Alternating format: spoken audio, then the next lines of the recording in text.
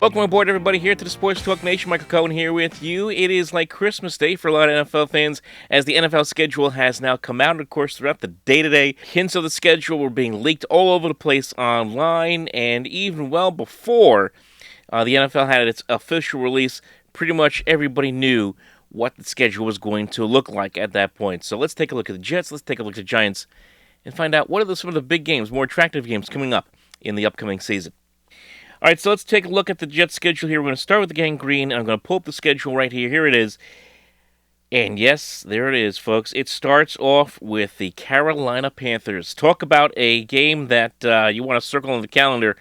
The ultimate revenge game. Sam Darnold going up against his former team. As we all know, just a month ago, traded to Carolina as the Jets trying to make room for Zach Wilson. There's going to be so many subplots in this game, it's going to be crazy. And you know what? I'm glad this game is going to be in Week 1. You get this game, get this game out of the way, because there is going to be so much hype around this matchup, just based on Sam Darnold going up against his former team. You have the subplot of Robert Saleh in his first game as the Jets head coach. You have the other subplot being Robbie Anderson, former Jet receiver, going up against his former team of the Jets. Of course, Joe Douglas choosing not to re-sign him last year, as he ended up going to Carolina.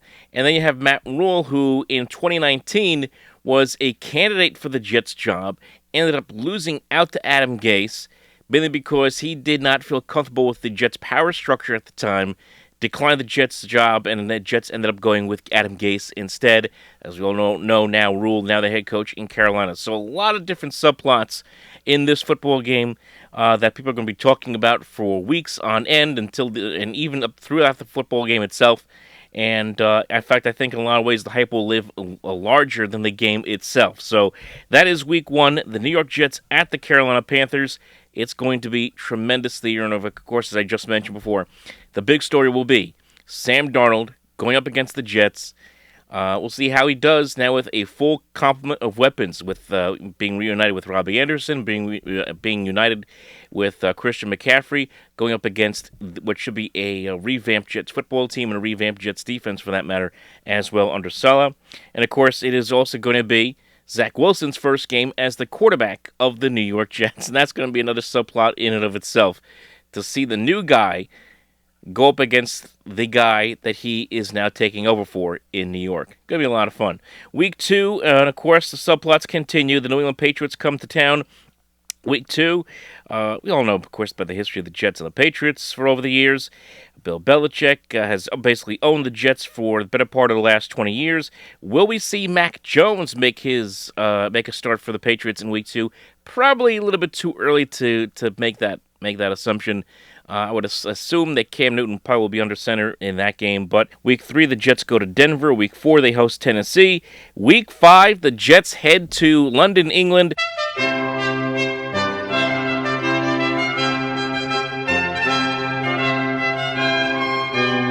And they will take on the Atlanta Falcons.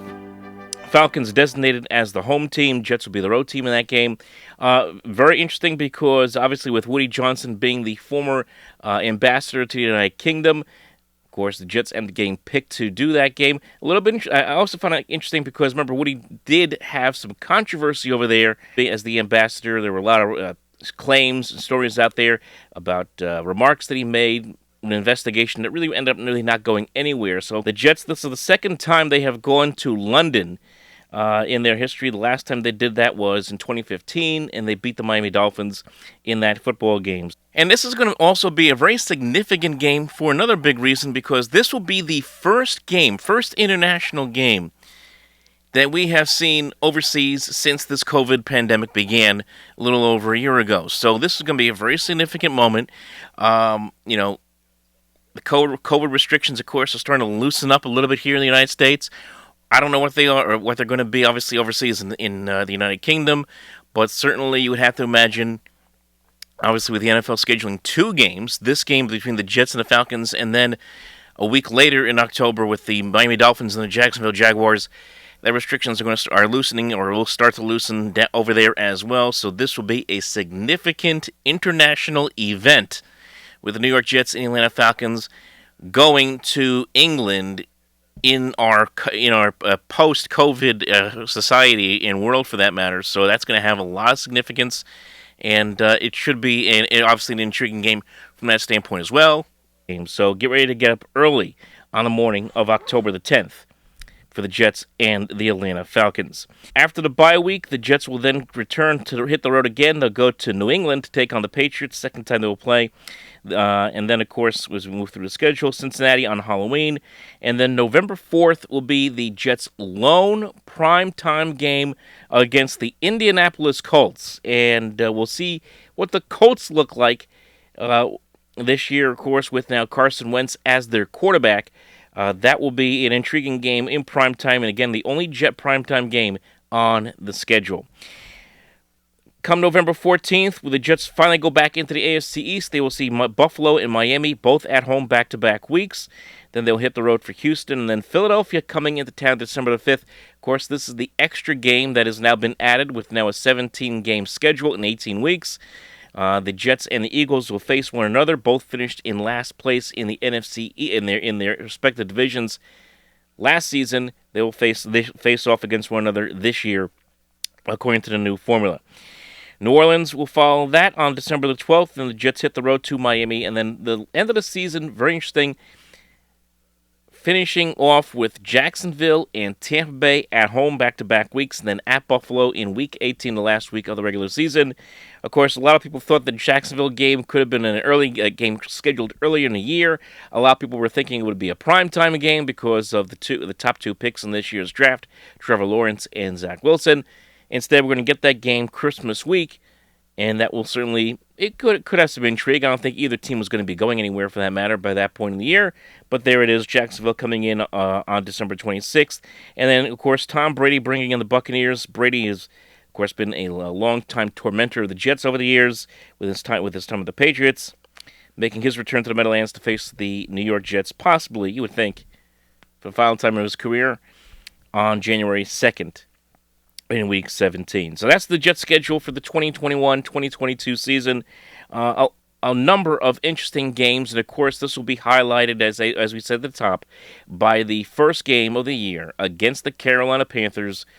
It will be, of course, Zach Wilson against Sam Darnold, Robert Saleh in his first game. The subplots will be pretty thick for a huge opening game to start the year for the New York Jets. Now, do I expect this? Do I have any high expectations for this year? Do I expect this team to, win a lot of games this year? Not really. I'm not going to go win-loss here in this schedule, at least not yet until we get to the previewing the season. But expectation-wise, this is a young team. They're trying to rebuild it the right way after making so many mistakes the last time. I would say 5, maybe 6 wins would be probably most you could probably expect from this football team in a rebuilding year, as is the case this year in 2021. Now, flipping it over to the New York Giants, and we heard about who they were going to open up against last night on Tuesday night. They were going to begin the season at home against the Denver Broncos. 4:25 kickoff on Fox. Now, that's not the supposed game of the week. That's supposed to be Green Bay and New Orleans, which is also 4:25 kickoff on Fox's channels. But the interesting part of that, reason I bring that up, is because Aaron Rodgers could be playing in one of those games. Of course, Aaron Rodgers not happy with the Green Bay Packers, has been requesting a trade. There is a lot of thought out there that he could end up going to Denver. That has been supposedly his rumored top destination.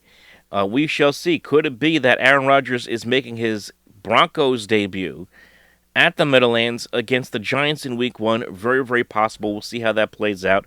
But that is now an intriguing game. And it is also the 20th anniversary of 9/11.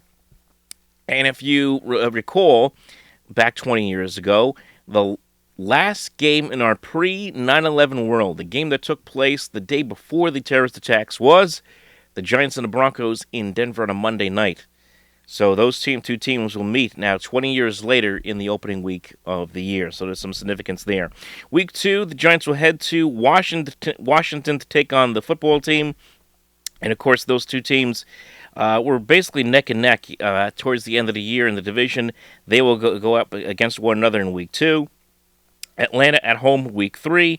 At New Orleans Week 4. At Dallas in Week 5. That will be a late afternoon game on Fox. And then back-to-back home games against the Rams and the Panthers before a Monday nighter against the Kansas City Chiefs in Arrowhead. That will be a fascinating game. That will be a really tough test for the Giants and this Giant defense going up against Patrick Mahomes and company. After a game against the Raiders, then the bye week, and then the Giants get another primetime game, supposedly, against the other Super Bowl participant, of course, the world champion Tampa Bay Buccaneers. Enough said there. November 28th, the Giants take on the Philadelphia Eagles, and of course, Giant fans have had this one circled on their calendar for a long time. A lot of Giant fans wanted to have the Eagles in the opening game of the year because a lot of fans want to get even for what the Eagles did at the end of the regular season last year, where they pulled Jalen Hurts, looked like they were giving up the game, and had the Eagles won that game, a lot of the Giants could have conceivably won the division last year. Of course, that did not happen, as the Washington football team won the game against Philadelphia. So Giant fans with a lot of revenge on their mind, even though Doug Peterson is no longer the head coach there, Giant fans still want to go out there and go after the Philadelphia Eagles in a bad way.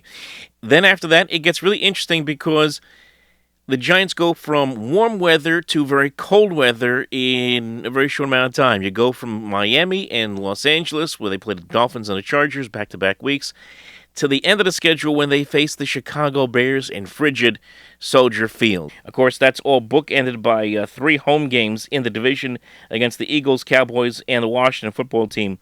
Washington to end the regular season for Big Blue. But it's a big year for the Giants, coming off of a disappointing year last year where they won 5 games.